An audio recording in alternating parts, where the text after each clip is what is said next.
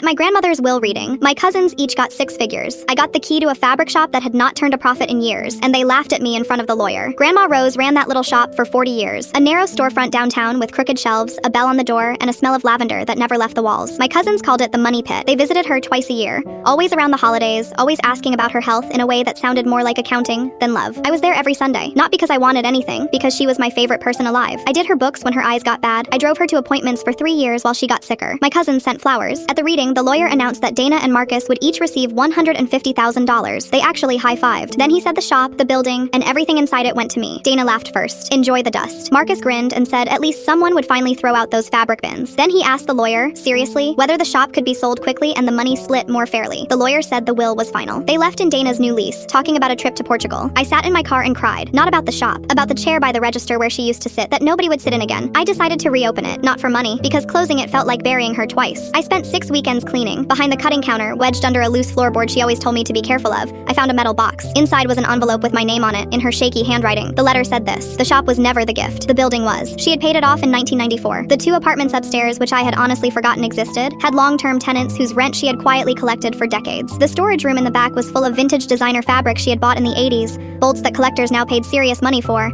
She listed a dealer's phone number, and then she wrote the part I had to read 3 times. The money I left your cousins is the exact amount each of them borrowed from me over the years and never paid back. I forgave the debts in the will so no one could call me unfair. What I could not forgive, I did not mention. You never asked me for a thing, so I am giving you everything that mattered to me. Sit in my chair sometimes. Love, Grandma. I called the dealer that week. The vintage bolts sold for more than either of my cousins inherited. I used part of it to renovate, kept her name on the sign, and reopened with sewing classes in the back room where her old machine still worked. The upstairs rent covers the building's costs before I sell a single button. The shop everyone mocked now supports my family. Here is where it gets ugly. 6 months later, Dana called me. The Portugal trip had happened, along with a car, a failed vending machine business Marcus talked her into, and a loan they took against the inheritance before the check even cleared. They were nearly broke. She asked sweet as pie if Grandma had left anything else lying around, because they had heard the shop was doing well, and it seemed only right to share. I told her the truth. Grandma had left something else, a letter. I read her the paragraph about the debts, word for word, and the phone went so quiet I thought the call dropped. Dana never brought it up again. Marcus asked me for a job 2 months later. I actually gave him one, stocking shelves on weekends because Grandma would have wanted me to,